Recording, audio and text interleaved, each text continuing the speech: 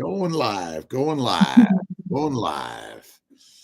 All right, let's see. We're live on Dr. Kilt's Instagram, Kilt's Mighty Tribe, and YouTube, Facebook. We have the most marvelous Melissa B here to talk to us about health and wellness for women and men and human beings. And welcome, Melissa. How are you doing this beautiful, awesome, and amazing day? I'm doing very well, thank you. I'm in Adelaide, Australia at the moment. It's very, very warm, a beautiful warm night. So, we've just finished summer, but it feels like summer still at the moment. It's lovely. Nice. Well, let's see. I'll be out there in April on the 26th. What event's happening there? Yeah, there's this event. You may know of it. It's called Carnivore Live. It's called Carnivore Live, and it's an event that I've created and I'm hosting. It will be held in Melbourne, Victoria, in Australia. And I held the first of this kind of event last November, and we had just a full house of incredible people, aligned, conscious community. And we thought we'd do it sooner rather than later, and we'll be in Melbourne end of next month, and I'm very grateful that you'll be coming down to join us. Why carnivore? How'd you get in this space? Tell us about your why and direction in this space. Absolutely. Thank you. Yeah. So it's interesting. My story goes back to about 2010. That's when my health journey, wellness journey really began. It didn't start at carnivore, but it all kind of, when we look back, we realize how everything lined up to be where we are. And that's why I start at 2010, because the carnivore story is a lot shorter for me, but I do like to go back to 2010, and I had a whole heap of unrelated health issues back then. And at its worst, I was ignoring the symptoms in my body. And at its worst, my left ear started ringing, and I was diagnosed with tinnitus. So a ringing in the ear that they say never goes away. It was debilitating. I was 26 years old at the time. It was really scary, and I hated it. And I say that about, I hated it then. I love it now, because what it did was it basically screamed at me and said, you need to do something because your body is not coping very well, and you weren't listening to the symptoms. Now we're screaming at you. And I had to take notice. And from there, they say when the student's ready, the teachers appear. And I just met one person, and the next person, and the next person led me on my wellness journey. And it included the food I was eating, the way I was living, how I was thinking and feeling, what I was breathing and putting on my body. And I had to do a really big detox. And, I was mainly a bit more like paleo back then, how they would say paleo eating. And I significantly lowered the ringing. And from that moment on, I was just like everybody, even from back then, if I'm experiencing this and I need this information, then maybe there's others out there who also need the same. And that's when I started running my events. And so from 2010 up until now, I continued to host guest speakers who were either in, health, wellness, nutrition, sustainability, film screenings, book launches. My why or my purpose is always to empower people to live a greater life. And anything that's helped me or that's inspired or empowered me, I usually bring in, and I do an event on it. So I was doing really well. I had 2 children since then, and then I got divorced, went through a really tough time. And I had stopped putting myself first for a really long time. And after that had kind of settled down, I realized it was time for me to start taking care of myself. And I had a coach that pretty much took me through a bit of a body transformation, more keto, and I dropped a significant amount of weight, and the way I looked and felt was like I'd never felt before, ever in my whole life. I felt 18 again, and I still feel like that now. But it's interesting, about a year into that, I decided to do a bikini bodybuilding competition just to see how far I could push myself. And about 4 or 5 weeks out, I got really sick and I didn't want to miss out on getting on stage. And my coach said to me, you know what, Mel, you should try going carnivore for the last 4 weeks. Now, I was totally aware of it. He'd been sharing a lot with me about it. I'd tried a little bit here and there. I just couldn't do it at first. And then when this happened, I had a big why. I had 4 weeks to go and it's like, okay, cool, I'm going to hit it. And I did. Yeah. And I never, ever looked back. It not only significantly changed the way I looked, but I started literally living in a way I'd never felt before. It elevated my energy levels, my mental clarity, the way my body looks and feels, seeing colors brighter. Like I'd never, ever felt like that out of everything I'd ever done in the past. Never, ever felt like this. And I just don't ever choose to go back. And here we are. Why do you think it all kind of healed? What's your simple explanation for those listening around the globe that are interested in paleo, keto, carnivore, but ultimately interested in health and wellness? And I just one comment, we got David B ringing in my ears, went away on carnivore. Yes. There is actually, I've got a really good friend, Liam, if anyone wants to look him up, Liam cures tinnitus or something like that. Liam, just Google Liam and tinnitus. There are a lot of people out there who are curing their ear ringing with carnivore. And I tell you what, it has also significantly lowered even more since going carnivore. Now, I just have really learned more about my body, and I work with my body, and I know what makes my body feel good and what it doesn't. And now I know it just needs good quality fuel to function. And without it, I actually wasn't functioning. And the sad part is a lot of people aren't functioning. They just don't realize it. What is the poison that we're all consuming that's really our number one problem? Sugar, I would say. Where does sugar come from? Plants. Yeah. Do plants contain other toxins that may be part of our problem besides, as we say, sugar? Yes, absolutely. Go ahead. Oh, no, you go. Well, I'm just wondering, I did Atkins 5 years ago. I Weight Watchers. I was never really heavy, but I was always a little neurotic about things. And I tripped over paleo because some of my patients that in the fertility world were getting pregnant on a diet. And I'm like, what is that? And so paleo, I went that direction. And as you're digging into diet and paleo, and I found Terry Wales and the Wales Protocol for MS. Then I tripped over keto and Maria Emmerich. And then I found carnivore. I'm like, whoa, this is like amazing. And so each transition, arthritis, psoriasis, migraines, bowel bleeding, kidney stones, depression, anxiety, all those things. And it was carnivore that like everything went away. I've never felt better. And as I dig deeper, realizing that, well, plants are not only contain sugars, but they're poisonous, and they have a lot of fiber, which ferments in our gut and makes alcohol. And is it complicated, or is it really a simple story here? It's so simple. There are a lot of people that complicate it, but it's actually really, really simple. Although sometimes the simple things are not that easy to do, because changing habits is not easy for some people to do. And I do find that those I've spoken to and have interviewed myself, that those with a stronger why or a reason just get to it so much easier and quicker. Yeah. Let's see. I had 55 when carnivore. In my 40s, I was noticing all the damage and diseases. I did Weight Watchers. I ran like a crazy man. I looked healthy, and yet I wasn't.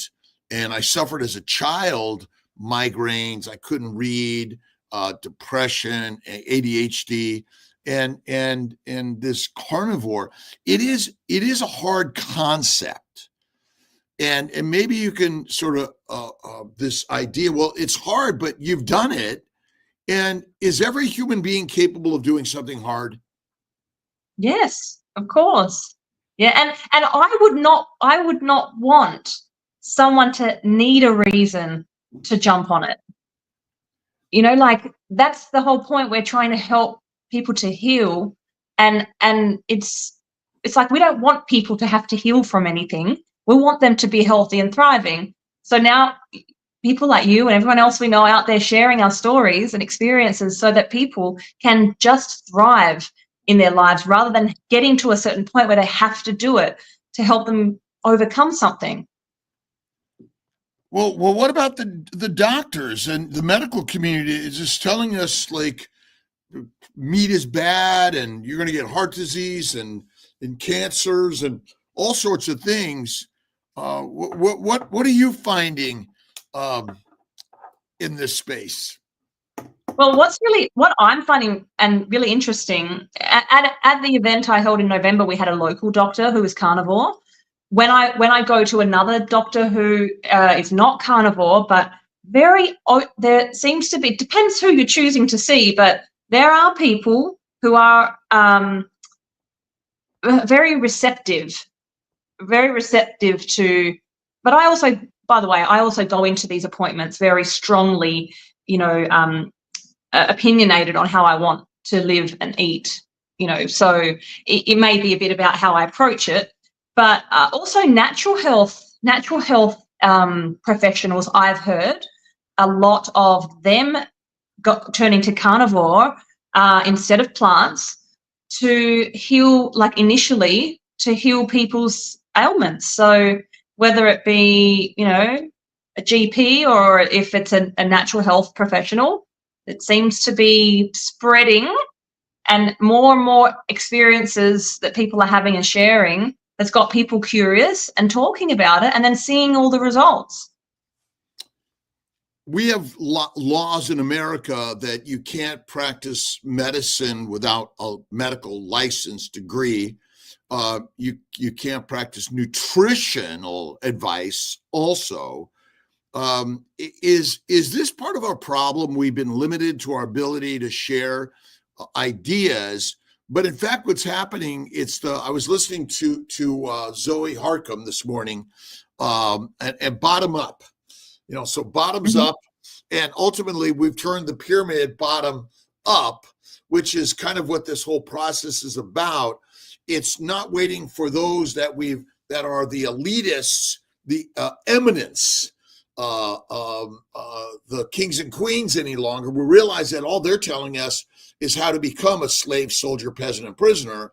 But uniquely at our level here, we're sharing ideas that are for all human beings without any need for a license. I've got a degree in metabolic health practitioner or keto or carnivore. Does that really even matter anymore? Because I've seen so many people that just telling their story and people then do it. And it's like, wow, why do we make it so complicated? It's not complicated at all. And you're exactly right. Technology is a beautiful thing because it enables us to connect, like you and I are doing right now from across the world.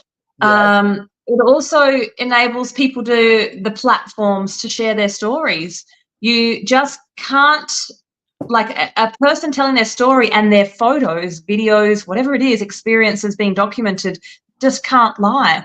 And like when you book a hotel, don't you go and check the reviews to see what people's experiences have been like? I usually do it with anything I need to buy, and I think it's gotten to that with health in a way, because I just want to hear people's experience, test it out myself, have my own experience, and then make a choice. I think it's as simple as that. Right. So it's this idea we're waiting for the science. Should we wait for the science to tell us whether carnivore is okay? Is this a sustainable, or is it really just do it? Well, you're the doctor. What do you think? Well, I would say, based on how I feel, this is my experience, I'm totally okay with it and will continue to do it because of how it makes me feel and how I'm living. It elevates the way you live, the the way you view the world, the way you experience life. It elevates you, and I would never choose to not do that. I equate a plant-based diet to a compost heap. Yeah. And a compost heap, do people usually throw a bunch of meat in it or just a bunch of plants? Plants. Yeah. Plants. And what happens to those plants in a compost heap? They degrade. Does it smell refreshing or does it smell like ooh, right? So stinky poop is like a massive abscess. So we're absolutely feeding our bowels with our microbiome, and it's making a huge abscess. Yeah. Yeah. And for women, it's worse because the microbes, they sneak out the rectum anus and they go right into the vagina. Endometriosis, endometritis, cervicitis, vaginitis, cystitis, kidney infections, infertility, PCOS, menstrual irregularities, heavy bleeding, light bleeding, no bleeding, cancers. Is it simply we're feeding the microbes in the gut what they want? And we're walking around with a huge abscess since the day we're born to the day we die. Yeah, I would say that's a really great way to put it. I've never heard it like that before. Makes a lot of sense. It makes a lot of sense. You know, here in Australia, because you're talking about women's health, endometriosis, like everyone has endometriosis. And you know, I had endometriosis back in 2010, whenever it was. Yeah, when I started my journey, I had endometriosis. Never had anything like it since. Right now I'm 41. And my cycles are the healthiest they've ever been. Yeah. Pain-free, healthy, the healthiest. I'm so grateful to be 41 and experiencing that, you know? I'll be 69 in like 5 days. I've never felt younger. I feel like 10 again. And I say I'm almost 70 and almost 15 years carnivore. I've never felt better in my life. And the idea, let's see, we got Papa Carnivore here. You either eat plants or animals, humans are omnivores, and can eat both. But which is better for humans? I mean, we can use heroin, cocaine, marijuana, nicotine, and caffeine all day long, can't we? Yeah. Does that mean it's good for us? You can use lettuce, fruits and vegetables, seeds and nuts. What are your thoughts? The paleo keto world. Well, I'm having some low carb plants. Is that an oxymoron? Like, isn't a plant made of mostly carbohydrates and we don't even know what we're talking about? Look, from my own experience, I know, like, it is as simple as what you just expressed about how you feel. Everyone on carnivore has the same experience. You've interviewed a lot of people, I've interviewed a lot of people, and the stories, the experience, the way they communicate it, their energy, it's all the same. So yeah, I think and another thing, just about what's normal and what's not. People are walking around, I feel, just not understanding how unwell they feel, how, like, they don't realize how much better, they just don't know what they don't know. You live in Australia. How did Australia get sort of, how did all the people get to Australia? It was sort of like everyone went there on vacation initially? No. a prison, No. Yeah. right? Prison. Yeah. There's a prison. Convict. Okay. Convicts. Yeah. And so how do you feed prisoners? You feed them ribeye Very, every day? no, very poorly, I would say. And isn't it true that the powers that be, oh God, my brain, Mac, my brain about is it we are waiting for the kings and the queens, the preeminent smartest people of the universe to tell us what to do, and they control the puppets. They control the prisoners, the slaves, the soldiers, the peasants. I mean, aren't we all just peasant stock technically? Yeah, well, you could say that. There is a lot of us. Right? And Yeah. but ultimately, see, I always go back to this one dude, Jesus Christ, who said, you don't have to pay them. You don't have to carry a sword and fight them. You don't have, like, certain people can go and other, forget that shit. You control the universe because you are God. It's all the dude Yeah. said. And so God is within us. So now we have the message. How do we know which message to listen to? Well, I think everybody's on their own path. So I think everyone will listen to different messages until they find their own path. That's what, and like I said, you can be exactly like we are only ever where we are right now. And then we can look back at the points down the path that led us to being here. And if it means you sometimes have to detour and do things maybe the wrong way to find your way onto your path, then so be it. That is life. That's the life experience, is it not? So it is our path to go through the hardships, challenges, and looking back and saying, oh, it should have been different. It's just a waste of time. We can't look back and think or wish that it'd be different, because it just was how it was to get us to right here and now. Isn't it as perfect as can be? Rebecca Perry, 467, Melissa B, let's see, Carnivore Crowd, asked about, we had a question about endometriosis. I think we locked on that one. Carnivore will like help kick ass on endometriosis, which is a bowel disorder. Endometriosis is a bowel disorder? 100%. Wow. I've not heard that. Simple. Remember the abscess in the bowel? Yeah. Microbes flourish. They send the poopy bacteria, yeast, and viruses right out the rectum anus. Where do they go? They seed the vagina, cervix, uterus, tubes. Wow. And all of the inflammation.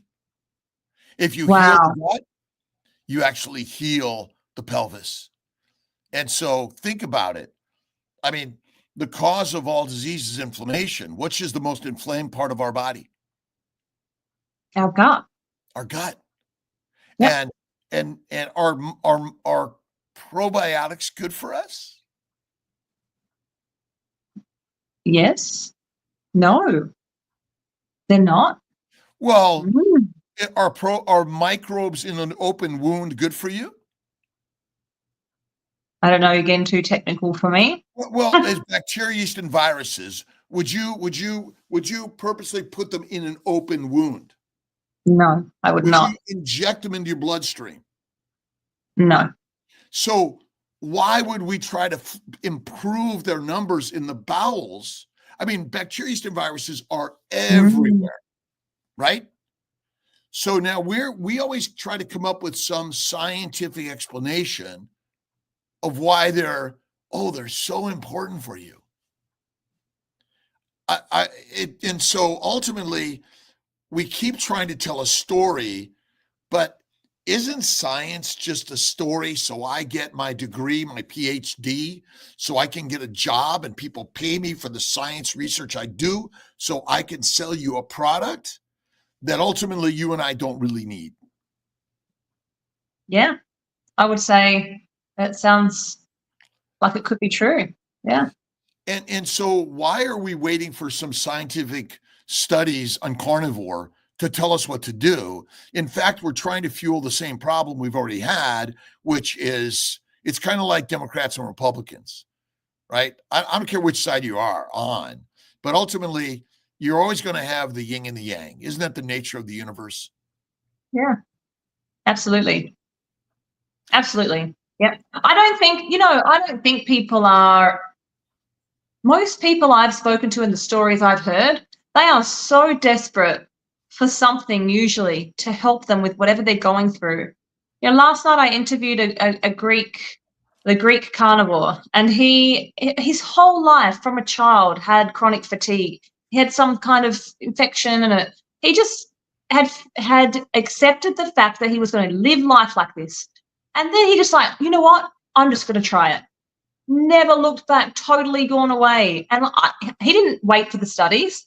He needed to change right then and there, and he's so happy that he did. And we hear these stories all of the time.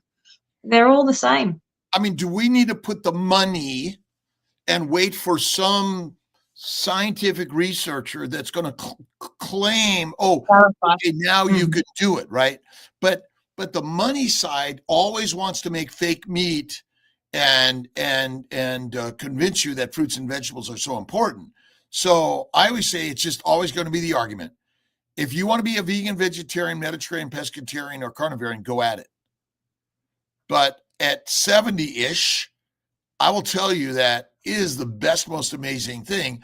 And your inspiration to do Carnivore Live and the collective around the world. And are you coming to America? Yes, I'm coming. When are you coming? I'm coming in the middle of May for Meat Stock with you and all the crew. I've heard there's so many amazing people going. I'm really excited to meet you all when I come. So I'll be in the US middle of May for Meat Stock. I interviewed ketogenic woman Anita. She's amazing. She's up in British Columbia, and I think what we're saying here is that, I mean, there's so many of us that are afraid to try something new and do it, or they feel like, you know what, I don't know that if I'm that important to come to these events, and maybe I'm not that important to tell my story. What do you say to that? Well, I actually think most people who have had an incredible experience want to. I think you may have had an interview with Dave Mack recently. He's interviewed like 1,000 carnivores. Dave was at our event and is coming to the event in Melbourne. And there's this snippet of him on the recording, and he's going, when you've experienced carnivore, you just want to scream it from the rooftops to everybody. And that's been my experience of most people who have been on carnivore and had amazing experiences. I just want to tell everybody. We want to tell everyone. So we want to invite everyone that's afraid to come, everyone that's afraid to speak up. You are the most important person to be wherever these meetups are.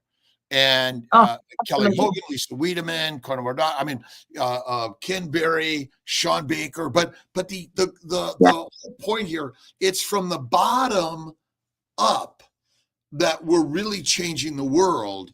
And you're in Australia, you come to America, and I'm going to London, I think, at the end of May. I'm looking at that also. And the best place to be is with people like you. And ultimately, this is the best health hack that I've ever learned in my life as a reproductive endocrinologist, an OBGYN, double board certified, whatever that effing means. But none of what I'm telling you right now, I learned from reading a scientific journal. Actually, the scientific journals tell me to do absolutely the opposite. Yeah, I believe it. Yeah, do you know, most people that I spoke to who attended my event in November and those who are attending Melbourne, they all say the same thing, which I love. And it's like, I feel so isolated, and I I come to these events because I want to be with my people, the people who understand me, the people who I can speak openly about what I'm doing and how I feel, and to share, you know, our experiences together. It's a community. It's a community. And all these events, wherever you are in the world, wherever they are, I highly recommend you attend them, because the energy in the room, when you get carnivores in a room, we had 350 carnivores in a room last November. And Melbourne, my intention is for it to be even bigger. The energy, the electricity, the buzz was just, you just can't imagine it unless you're there. It was amazing. Sounds like a religious organization to me. And I say, so here it is. Religion is human culture. It's humans coming together because we want to come together.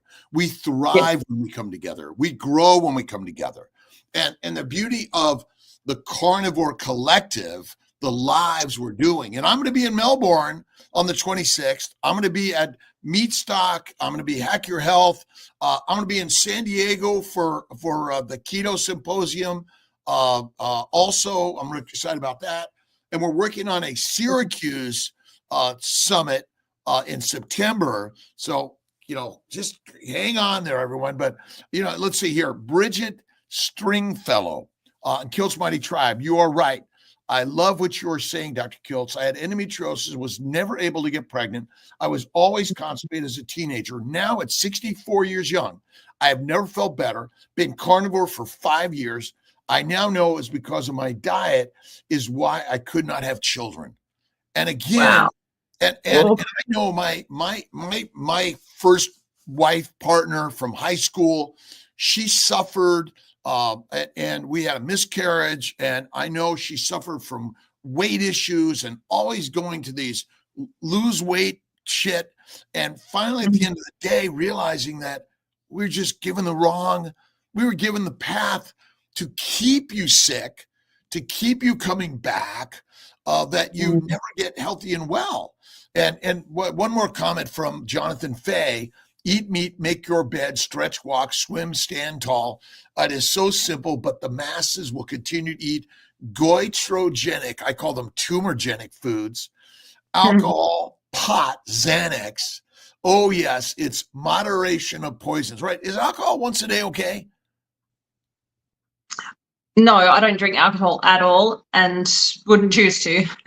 And so the American College of OBGYN in America, and I know it's kind of around the globe, recommends for pregnant lactating women a plant-based, low animal fat, no red meat, and they recommend red wine, a glass a day. Yeah. It's got all sorts of antioxidants, along with a little heroin inside of it.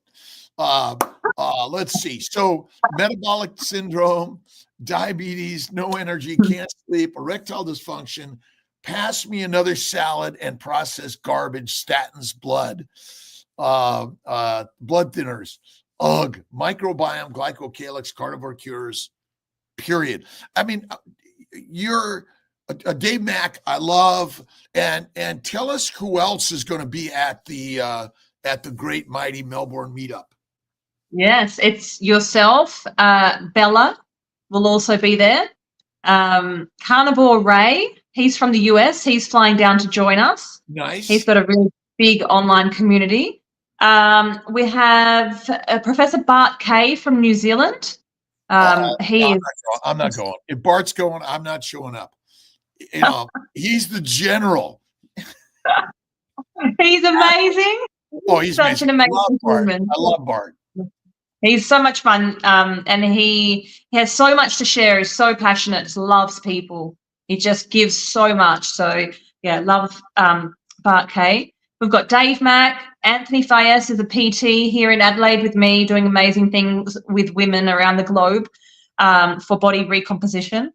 We've also got Natalie West. She is a psychotherapist, integrated psychotherapist, and she's carnivore and works with a lot of people with mindset, and you know, changing our core belief systems, because I'm just going to digress for a second, because I really feel like carnivore, you know, coupled with, you know, some deep, you know, emotional work and the daily disciplines and the rituals and the meditation and the grounding, and like when you combine all of this, circadian rhythms and watching the sunrise and watching the sunset, it's how a human is meant to function. And that's why I've brought so many people with different backgrounds into the room at these events, because we don't all just have to be told what to eat, how to eat, why. It's great to have people with different backgrounds, different experiences sharing their messages, and that's why I've chosen these people. So we've also got, because Melbourne, don't know if you know, but Melbourne is the sports hub of Australia. So we've also got Veronica Larasova. She is a professional runner, as well as an Australian football player who is also carnivores. We'll have a bit of a carnivore and sports segment also. Mindset. I always say faith is first. I don't care what your eating habits are. If you understand the power of the mind, and I think Jesus said, or whatever you go about, Mohammed, Moses, Abraham, Buddha, all these, Lao Tse, basically, as you think, so shall it be. Yep. Brain is the creator of everything out there. Right? Yeah. So there are plenty of people that are vegan, vegetarians, Mediterraneans, pescatarians who live a fine, healthy, long life. And there are plenty of carnivores that don't. Yeah. The mind is the master in the first place to start. So meditation, prayer, go to a retreat, walk out in nature, do a hot sauna, cold plunge, whatever you want to do.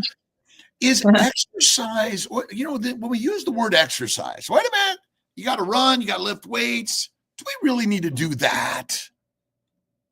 I keep it very, very simple. And I lift weights for half an hour to 40 minutes, 3 times a week.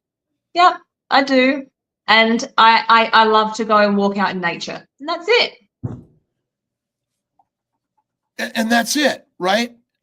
Now, I guess if you are hunting and gathering and you are rebuilding your hut every month, 2 or 3, as you are migrating with the herds on your hunt, you'd probably get a lot of work in there.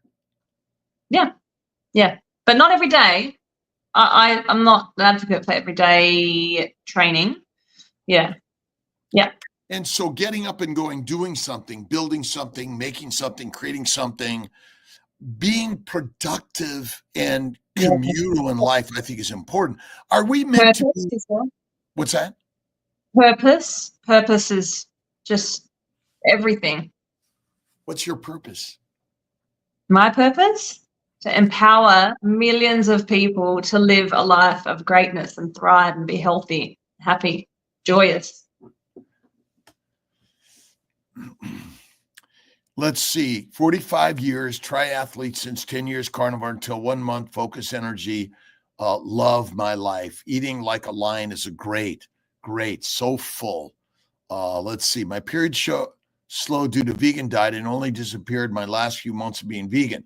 It did come back, but I'm not understanding why I'm not getting it now. Let's see, Deanna, Christine, my period is late, 5 days. I mean, just because you're carnivore, it may not cure everything.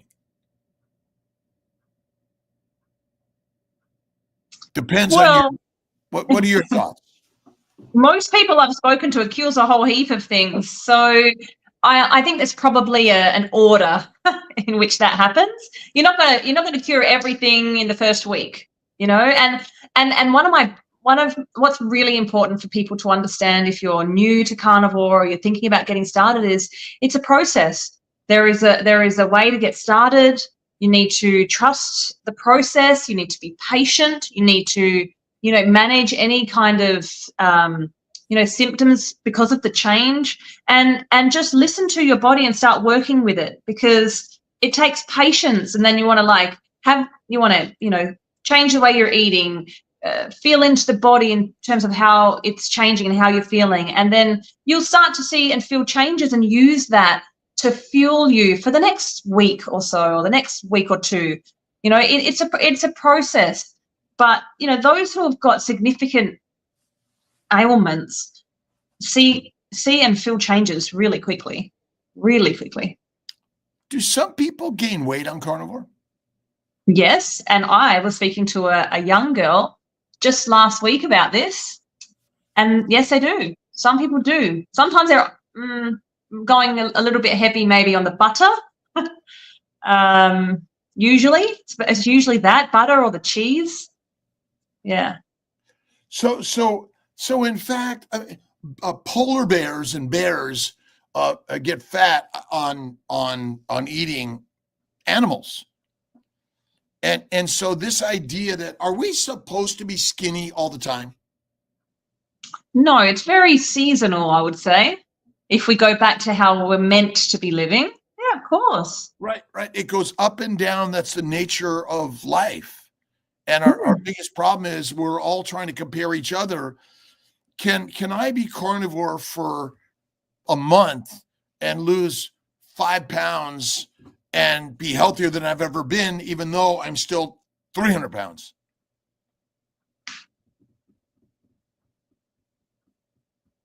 Well, I would say, I don't know. I think you're not. Well, go ahead. Let me hear your thoughts. Naturally, on carnivore, everybody starts to lose weight. They're going to drop the inflammation, but it might not be body fat. It might be fluid, or it's inflammation, or, you know. Well, I think obesity is not a disease. It doesn't cause disease.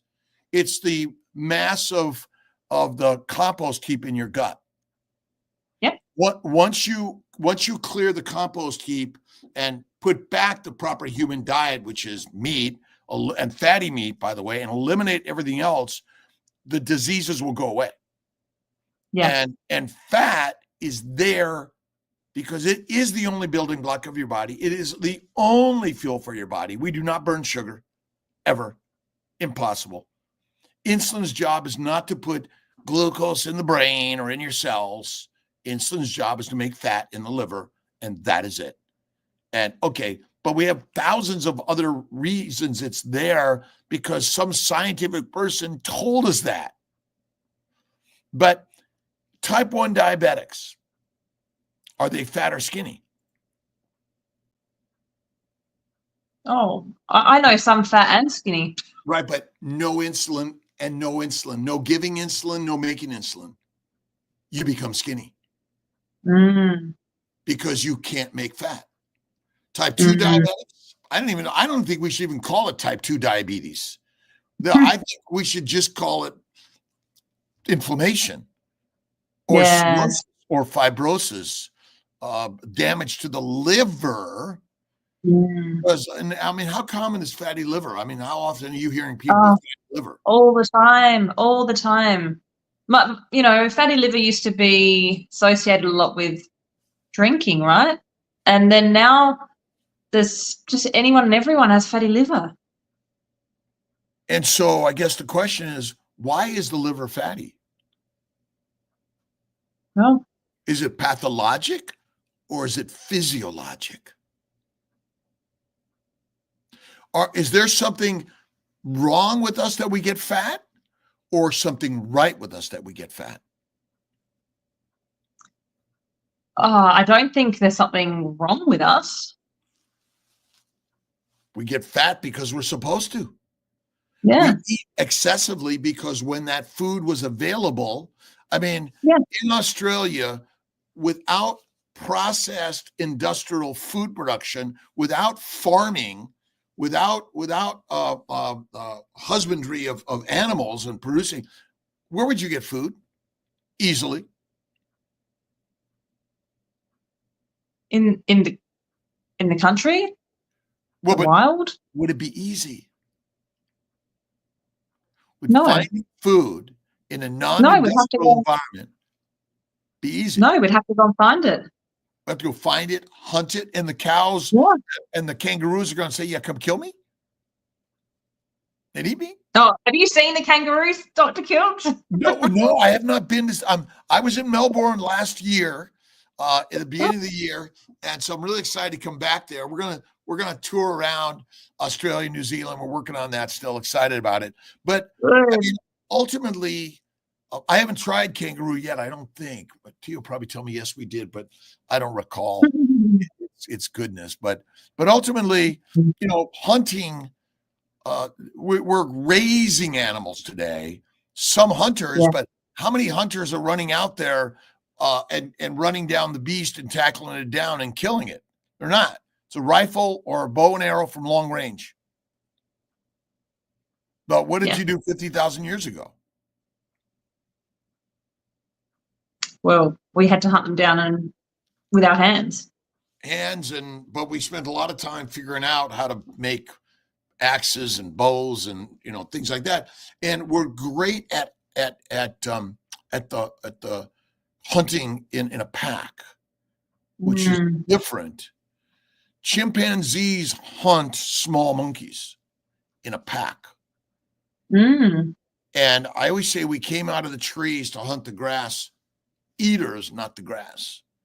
And so wouldn't you say in general, the medical system, the nutritional systems around the globe propagate a plant diet over anything else?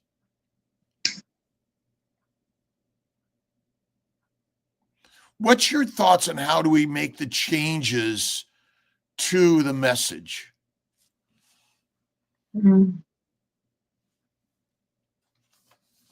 I actually think it's more of people power.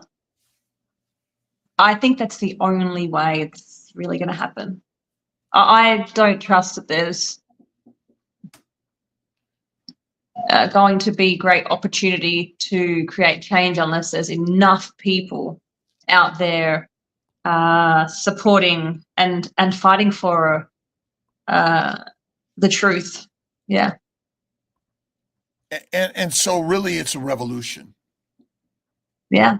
And social media has given all of us access, but you need to find the thing and then practice it that you want to do. But as a physician who learned the plant way, I'm realizing the people way is the carnivore way. And so I'm imagining your real inspiration is sharing with the people. Yeah, it is. It is. Yeah. And look, I'll be the first to admit that I'm not a doctor. I'm not a nutritionist. I don't have the knowledge that many other people do. You mean the propaganda? Yeah, maybe. I'm simply out there sharing my experience because of how profound it has been, and I am passionate about bringing people together to share the message and empower others to do the same.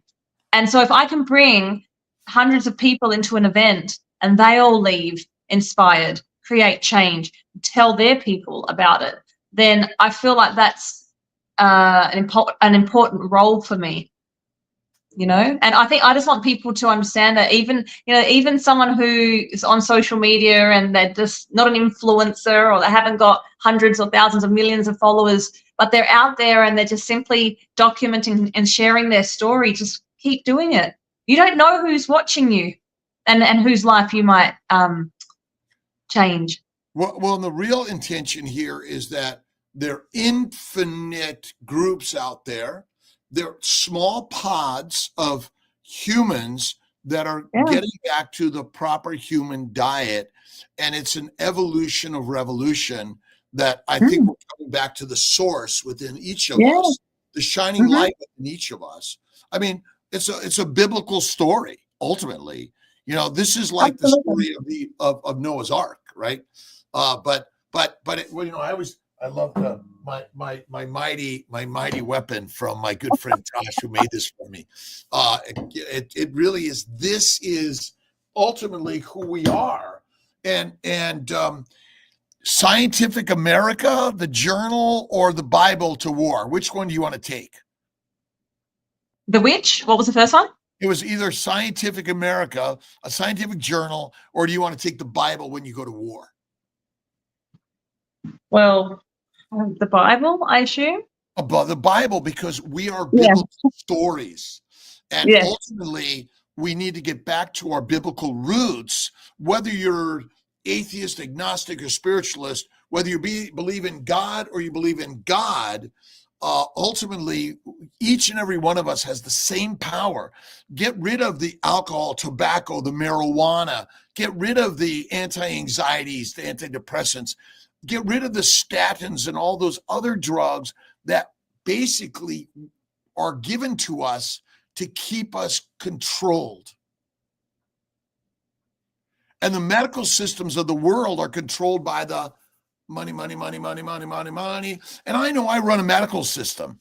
And so obviously profits provide the path that we can help people.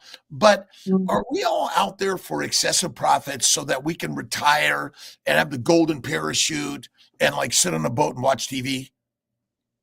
Is that what we really doing? I don't know. I think it's about life quality that we're all searching for. Freedom, time freedom, just food freedom, health freedom. We're all here wanting to live a better life. That's what it's about. Fasting. What's your thoughts on fasting?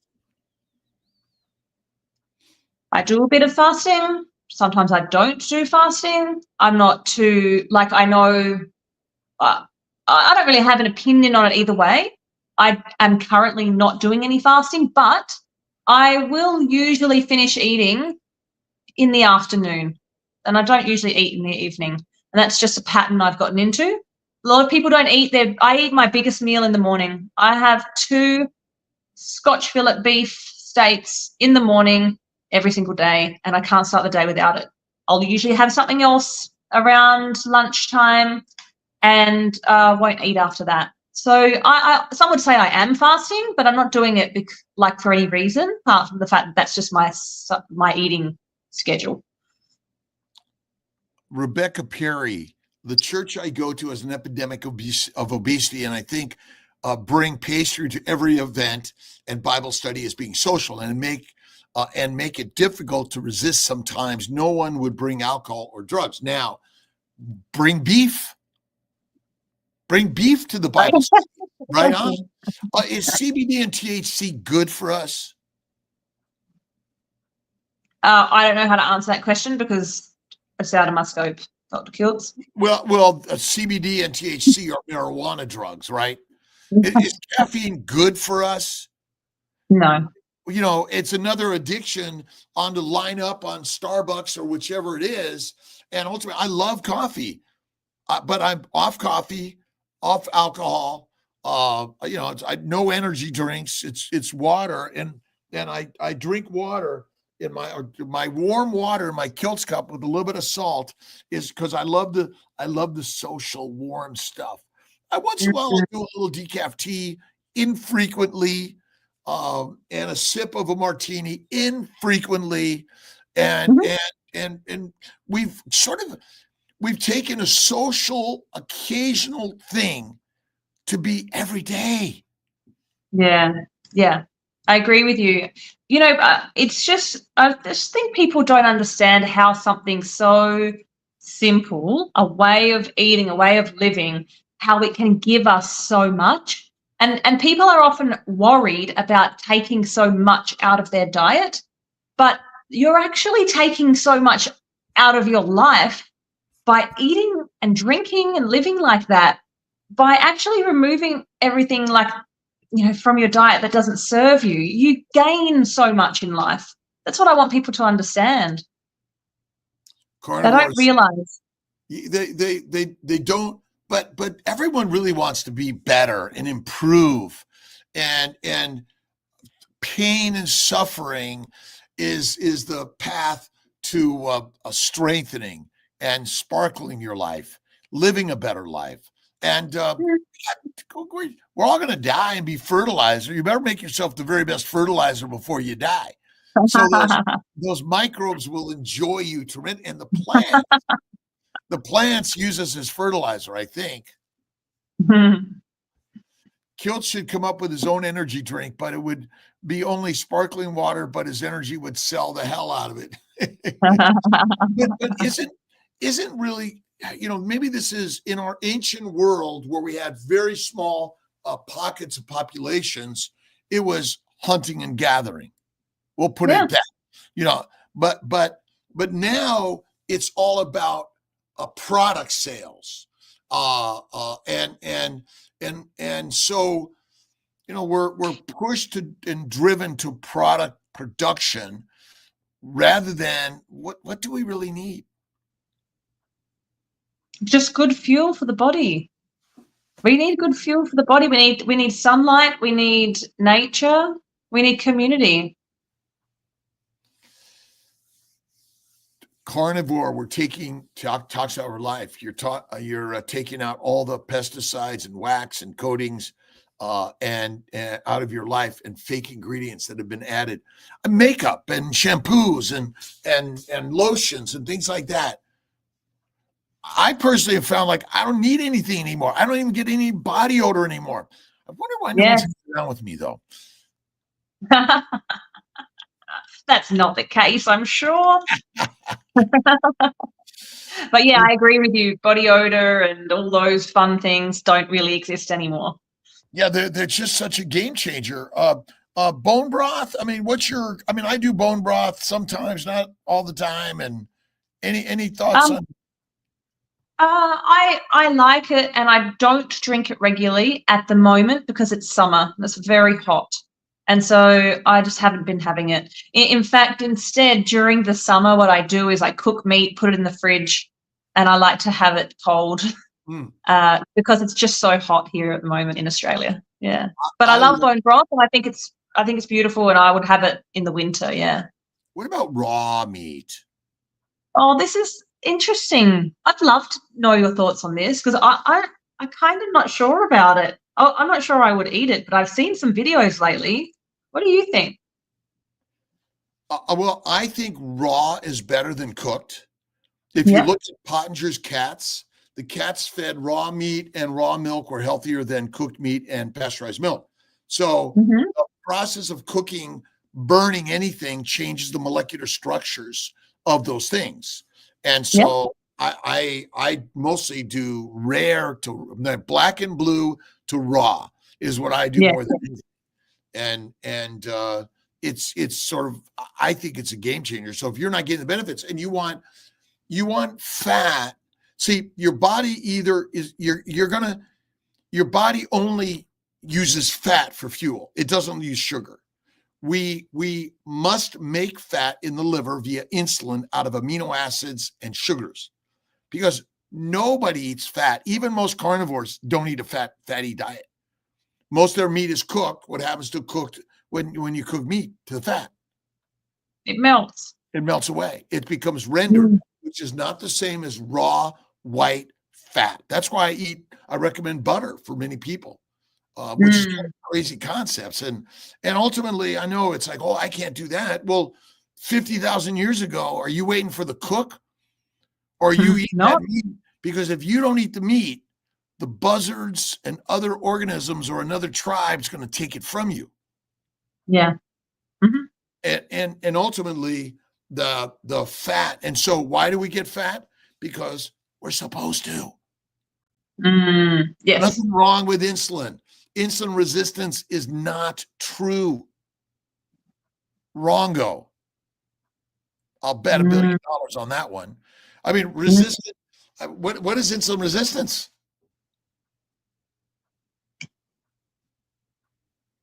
I don't know. I don't know either. But if insulin's resistant, that kind of sounds like insulin's not working, correct? Yeah. But if insulin's job is to make fat, is it doing a good job of it? Isn't obesity on the rise? Yes. So isn't insulin doing what it's supposed to do? Yeah. And so ultimately, there's nothing wrong with us. What haven't we talked about or asked, or what do you want to get out before we end this beautiful conversation? Oh, we've spoken about so many amazing things. And I can't believe it's actually almost been an hour. How Well, quickly did that go? it's amazing, these conversations, and I live for them. And I've been so excited to communicate. And I'm gonna be down there in April. Next You'll be month? in May, Yes. which in the world, but you don't have to leave your home because you can listen and learn right online. But Yeah. going to these events is like a game changer. It's who we are. Yeah, absolutely. You can't, yeah, it's just not the same watching it on a screen as it is being there. The energy in the room will excite you and lift you to a whole new level. It's warm and loving, and yeah, you're going to love it. We're going to really love having you here. And for those coming down to Melbourne from anywhere in Australia, there's a lot of people flying in to join us. So I'm very excited to be hosting that event. All around the globe, and people are coming together as carnivores. The hard part for so many people, because their social and cultural norms, plant-based, lean meat or no meat, and no fat. And by simply adding the fat, it'll help so much. I always say add the fat, 1 meal a day, and faith in God. All you need to do. But if you go carnivore and you eat fatty meat and eliminate the plants, well, you don't eliminate plants. You feed the plants to the animals, then you eat the animals. All right. That's it. Melissa, where do people find you in this world? I'm mostly on Instagram, so at melissabee.au. So at melissabee.au. I have a website, mpwrdevents.com.au. And yeah, everything will be there regarding the event. So yeah. Well, we're looking forward to it. We'll put links there. Thank you to Malcolm for helping on all of that. I'm leaving for Austin, Texas for the Mighty Meetup. If you go to Healing Humanity or drkiltz.com, you get all the links to all of these great events. And if you are there, come up. Let's talk. Let's share ideas, comments. You know, what's hard about this, but what is the most happiest thing you're doing today? And it's just connecting. That's what we really do. Well, you know, just before I leave, one of the reasons why I created these live events was here in Australia is because I was seeing there was a lot happening in the US and not much happening here in Australia. And I think it's so amazing to like have connections now with people like you and Dr. Chafee and the Healing Humanity team, Kerry and Adam and Bella. And so what's really beautiful is I've been able to bring us all together, even though we're on the other side of the world, and we're all friends now, which is just amazing, and everyone's connected. Yeah, no, it's grand and beautiful. So, pleasure to everyone. Thank you. I got to get to the airport pretty soon. Love to all. And thank you so much for having me. Oh no, thank you. I think. Oh, one quick one. Dr. Boz is going to be with us on Kilt's Mighty Tribe on Monday evening. It's going to be live from Austin for me, and so really excited about that. So, all right, I'm going to end this. Let's get this moving.